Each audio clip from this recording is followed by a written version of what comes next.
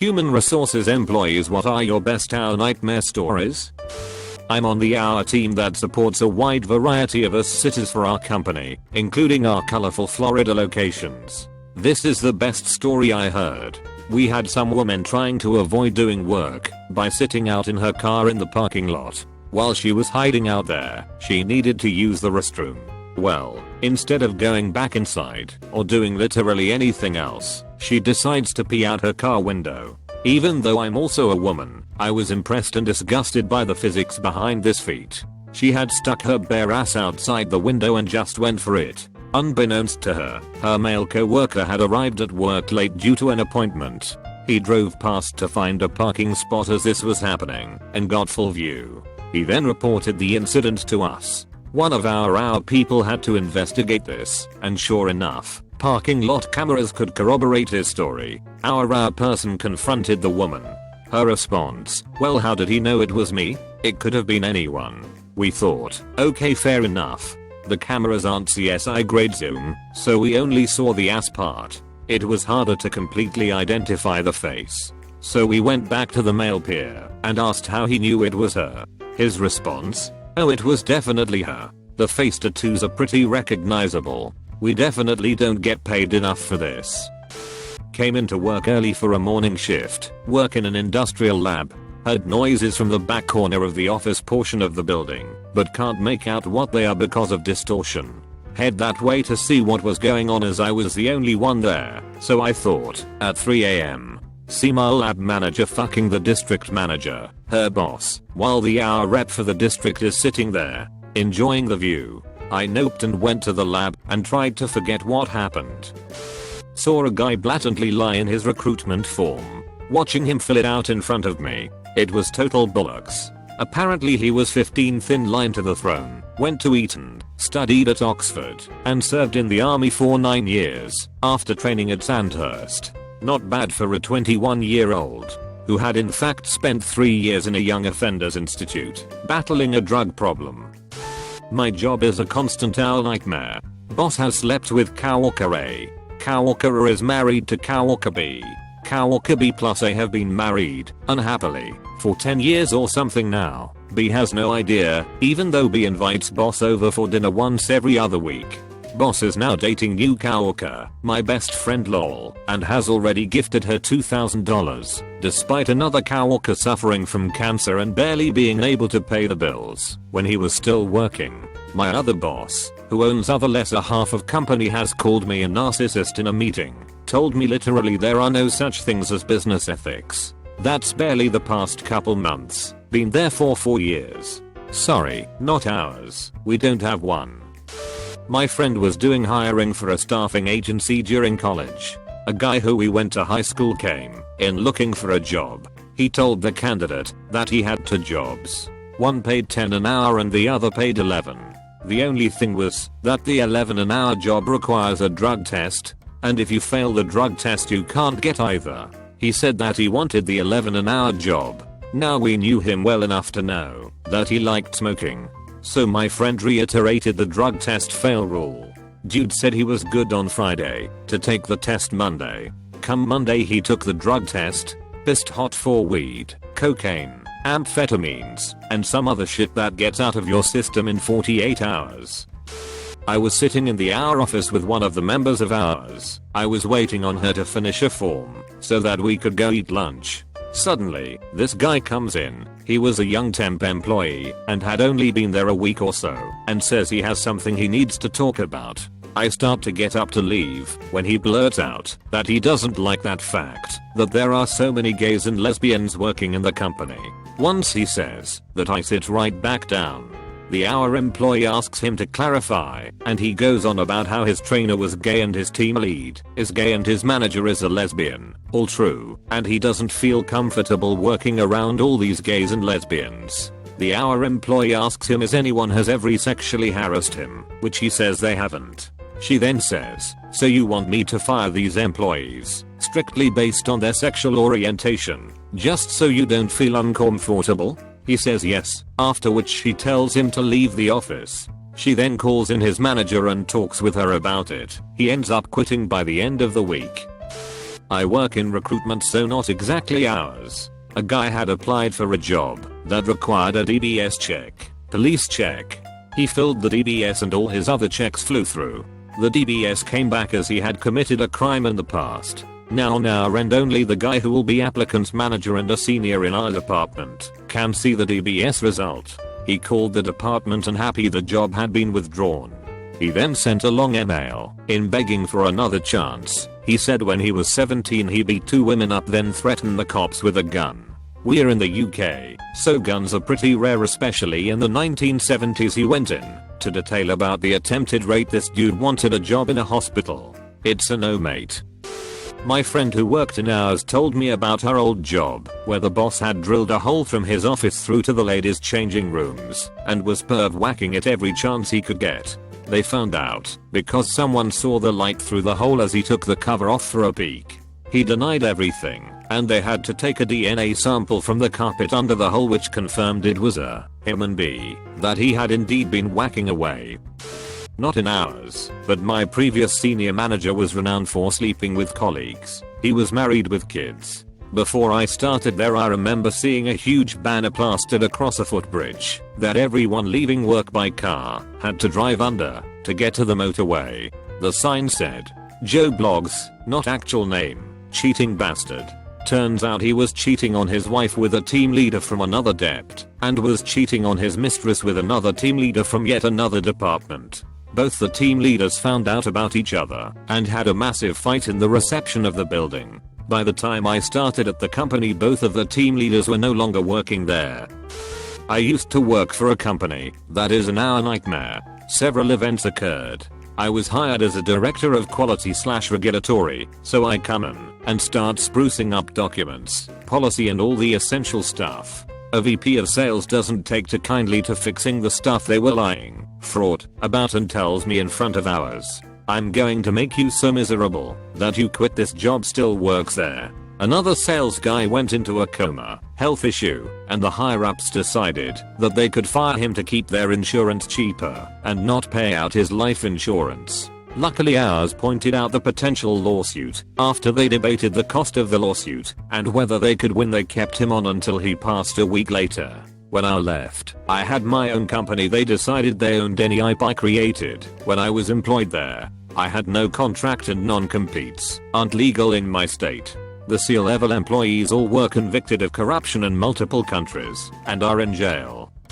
I don't work in hours, but I do have a nightmare hour story. When I was on my gap year, I worked a part-time job as a fitness instructor at a leisure center. One of my coworkers, call him Bill, was a nice guy and I would often sit and chat to him on my breaks, etc. Long-term GF and baby at home. As part of my job, I used to teach spinning classes on a fairly regular basis. I would normally leave my phone in the staff room while I was teaching or behind the reception desk. Both these places were secure and my phone had a passcode on it. I didn't want it going off while I was teaching because when it received calls/texts it interfered with the stereo in the spin studio. I didn't have a locker or anything where I could store it. Sometime in around January, I was at uni for an interview weekend. My girlfriend at the time had come to pick me up, and while she was waiting in the car, she was scrolling through my messages on my iPad. When I got in the car, she showed me one of my chats and said, "Why did you send this video to Bill?" I had no recollection of sending any videos to Bill, since I did not speak to him outside of work beyond "I'm going to be late" or similar. I thought it was a mistake, but as I scrolled further back up, I saw that I had sent this same video to Bill a couple of weeks prior. Feeling thoroughly perplexed, I clicked into the video and saw it was a video of me, 20F, and my girlfriend, 26F, on holiday in Thailand. I'd like to stress that it was not a sexual video. We were just joking around, but we had just got out the shower and were both naked. At this point, I'm still thinking it's some kind of big mistake, as Bill is a nice guy with a baby at home. However, I look a little closer and realize that the dates/times of when I had sent these videos was at times I was teaching spin classes and therefore had left my phone unattended. Bill, being the sicko he was, had obviously seen me put my passcode into my phone during all the times we had been sat chatting on breaks, etc., and had memorized it. He had then taken the opportunity to scroll through all my personal photos and videos when I had left my phone and attended to go and teach classes. I'm assuming that he had deleted the video once, hence why he had sent it to himself again a couple of weeks later. He'd also deleted the chat history from my iPhone, but hadn't realized it synced to my iPad. This was in around 2012 BTW. I would only have been about 18 over 19 at the time when the videos were taken. Obviously I reported this to my manager in 2 hours, but it was a bit of minefield for them to navigate. I don't know what he told them, but I imagine it was along the lines of saying I sent them to him of my own free will. How would he have known my password, etc.? It took a long while to get sorted, but in the end he did get sacked, thankfully. The police also paid him a visit, so I'm sure he had some explaining to do to his so. The workers had races with those motorized forklifts. One did not know that there was freshly poured concrete. Got the forklift stuck in it. Damage was 100. €0. Big foundation for a new storage facility. According to the union contracts, such damages are paid for by the company unless it was intentionally done. Walked into my boss's office, told him about the situation. HMOK Shadowly, can you please return to your office for a while? Okay. As soon as I was at my desk, I heard the loudest goddamn from his office. Then my phone rang, and he told me to inform the insurance, which ended up paying less than 10k of the damage. Otherwise, the usual our nightmare is just people not keeping their documents in order. I had a bookkeeper that paid himself 2 checks every week. We did not catch it for a year. Another bookkeeper quit and files for unemployment. He then claimed a claim with the OC that he had a disability and we failed to make accommodations for him. The disability was alcoholism, and the accommodations were leaving early to attend AA meetings. Seriously, we had to hire a lawyer to fight that. A guy I hired hurt himself on the first hour of the first day of work.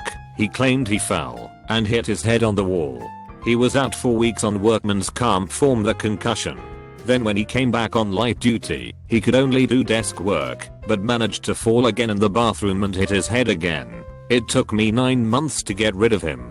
It turns out this was not his first rodeo. When I called his former employer, the lady I spoke to made an offhand comment about workplace accidents and head injuries and the importance of cameras in the workplace. While doing a remodel of museum, one of my employees helped himself to a gun that was on display. It was very ugly and embarrassing for everyone. My company was kicked off the job and banned from ever working for them again. I fired the guy and he filed a discrimination claim with the OC because I did not fire the whole crew, just him. I got more.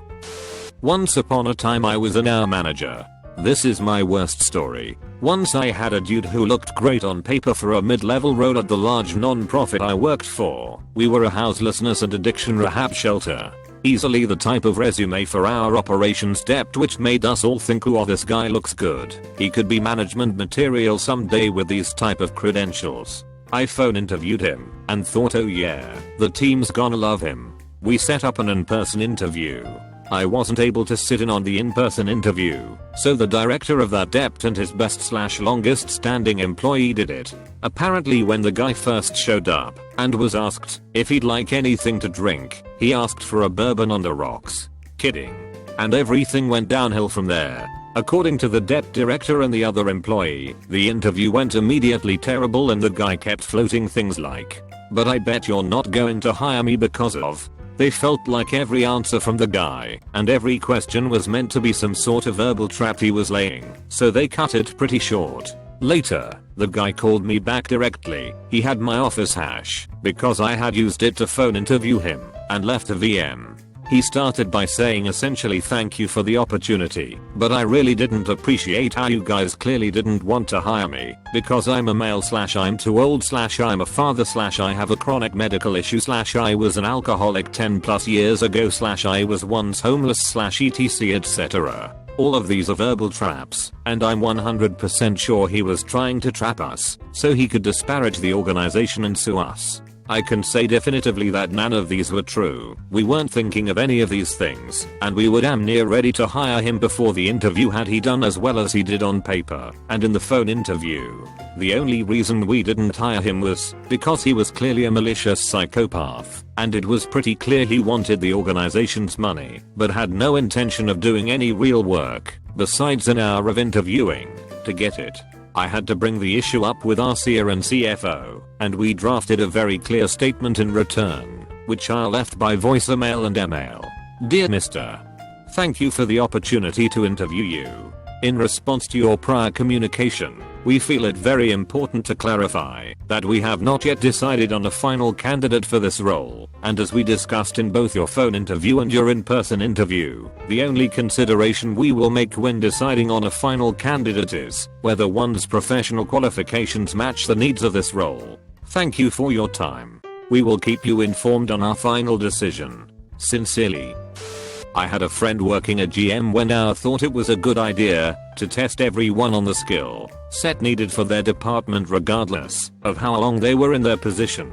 Long careers, 15, 20, 25 years were ruined because even though they worked there for a long time with a long string of great performance reviews, they didn't pass the test that measured what I thought was required for the department. Say you're a materials expert working in a design department. You may know barely enough in the CAD system to draw a cylinder.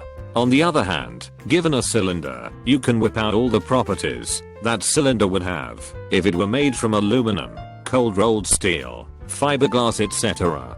You'd be out of your job because ours said you had to have a certain level of CAD expertise, even if it wasn't relevant to your role in the design process.